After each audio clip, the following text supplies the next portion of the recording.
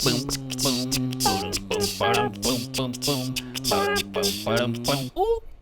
guys, I'm CJ, sponsored skateboarder from the Detroit metro area, and today we are in Osaka, Japan. I am demonstrating and describing my stream setup for IRL outdoor streaming. First, we're going to write some diagrams and show you exactly how it works. Most people have heard about the Gunrun backpack and LiveU. That's one option, one type of hardware encoder you can use.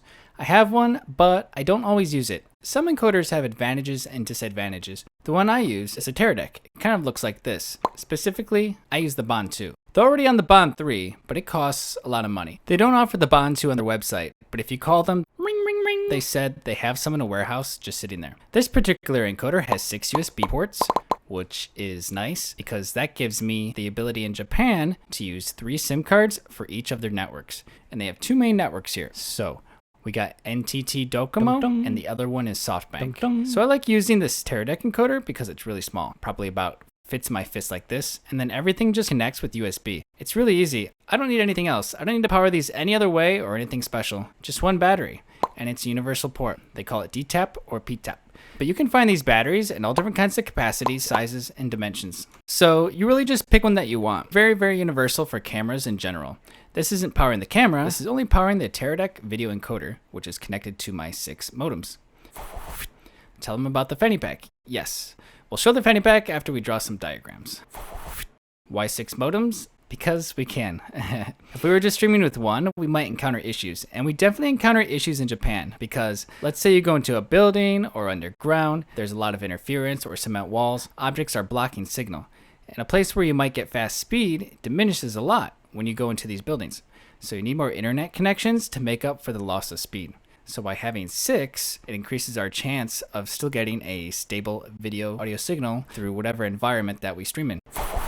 The LiveU is different. It can support up to 4 connections, but they're not all USB. In fact, one is an Ethernet cable, RJ45, and one is a Wi-Fi hotspot. Only 2 are USB, so it's more complicated if you want to use all 4 connections. And it's bigger and takes up a lot more space with additional routers and additional batteries. For that reason, I don't use it unless I have a real need for it. How many batteries do you need to keep that thing powered? 1, just 1 so far. But we'll draw our stick next. Here's our selfie stick. All right, we got our Sony action cam up top.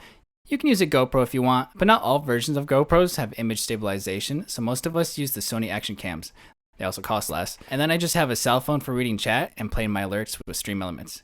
You do need a second battery to power the phone and the camera. Both are USB, and I use like a 10,000 mAh battery for, I don't know, 9 hours of streaming. You could use bigger, but I don't need it usually. But I could fit a bigger one, should I need it, into my small fanny pack.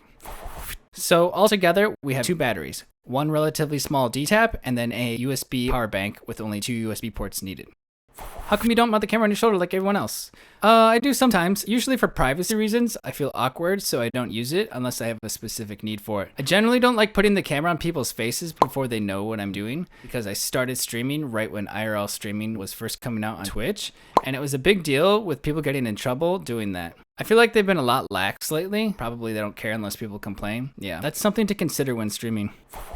Where does the stream to Twitch part come into play? Alright, we can get to that. Let me draw a Linux server.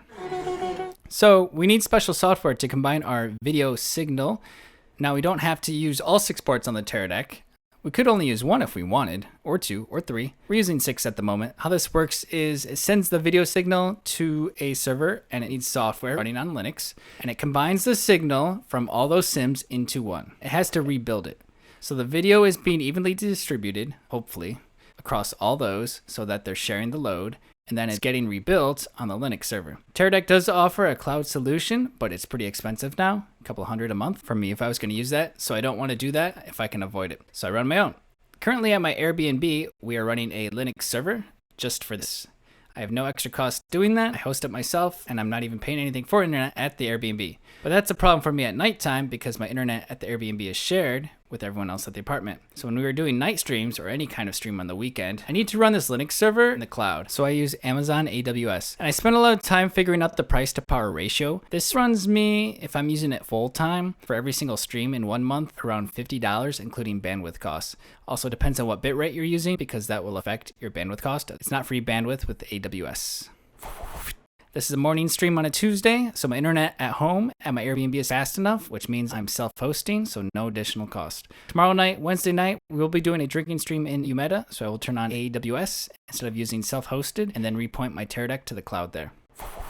Have I looked into permanent accommodations? Visitor visa holders cannot rent apartments here, and not by law, but because landlords don't want to. It is impossible. What size EC2? Good question. I will have to check my phone. I forget. Might be a T3A small. I want to mention one advantage to using the Bond II Teradek instead of the newer one is that you can self-host it. I think that with a newer one, you can't. Or they don't offer it for free. So it's really nice. And I got really lucky to buy in during the time that the software was free. I can't get updates or anything, but I got it to a point where it's workable for most situations. Any issues with really hot or cold days with the equipment? Nope, no issues. No issues except with your cell phone. If your cell phone is in direct heat or too cold, it won't charge. There have been situations where I'm just walking down the street in Korea and it is too cold outside for my cell phone, it will not charge. Same thing with leaving it in the sun. Everything else never had a problem, as long as you don't leave it in a trapped bag. Ding. I have used a Nike backpack with vents on the other pouch side of it, and I would throw that in the back. But now I have a fanny pack, which I'll show you after this, and I've never had an issue with heat. Next, Windows. We all use Windows for running OBS. So again, right now, I'm self-hosting my Windows OBS at my Airbnb during the daytime. Nighttime weekends, I don't have the bandwidth, I'm running it through the AWS. So I basically have exact copies locally here at my apartment and in the cloud. And let's say I want to go stream in San Diego at TwitchCon, because these are on the Amazon AWS EC2, I can just copy them and spool them up in any country that I want. So that is something I didn't have before, because I never in the past needed to use a cloud solution. This is the first time that I've lived in a country where I have not been able to self-host. No laser pointer. I don't have one. Is there a more simpler solution? Yeah, just stream with your phone straight to Twitch. You can skip all of this and do a one SIM card stream with your phone using the StreamLabs app straight to Twitch. But it only works if you have a good internet connection. Okay guys, it is a military style, military grade fanny pack. These are called molly bags. Just means that these are modular and that they can fit through the strap and you can add on different kinds. So I'll show you what I'm using here in Japan, and this has been slightly different depending on which country I'm in, but this is pretty standard now. So this is my main power source for the Teradek. Remember, this is a P-tap or D-tap connector. So they're universal. This is the universal battery. So it powers the Teradek and the 6 USB modems that are currently plugged into it. So on the outside here, just conveniently, I was able to fit 5 USB Huawei modems into the outer side of this pouch, and I've been using different amounts, and I only just this morning added a 6th one, so I had to fit it inside because I didn't have an extra ring to slide it through, but I just thought that was a convenient place to stick them and to stay cool. I've not had any issues with them getting wet or anything. I've just gotten lucky. Probably see the Teradek right here. It takes up about half the bag. In fact, it's about the same size as this battery. That's the Teradek Bond II. So it's really, really small and probably about a third of the size of the LiveU. And then I have my 10,000 mAh battery. This red one I got plugged into the Sony action camera, and then one to keep my phone charged. So that's all I need for a normal stream. I actually added an additional bag over here because I need a hotspot, and my 2 phones are using the internet from this. I don't have SIM cards for them. So this is something I bought with Japan Wi-Fi Buddy. They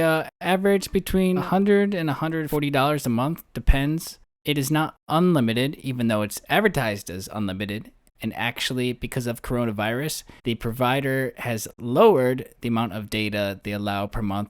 And I am now limited to 100 gigs per month. If you're just streaming by cell phone all the time, you're going to run out of data. 100's not going to be enough. Because I'm sharing the load across 6 different SIMs, I'm not reaching 100 on any single one of these. But then in the fine print, it says limited 5 gigs per day. But after testing them, we noticed we were getting our internet cut off after 3.5 gigs per day. So everything they're advertising is actually incorrect. So I have to make sure and do calculations that our bit rate stays low enough to fit within the amount of hours we stream per day and not go over that for any particular SIM card. Woo. And that's it for the tactical fanny. I don't need a backpack.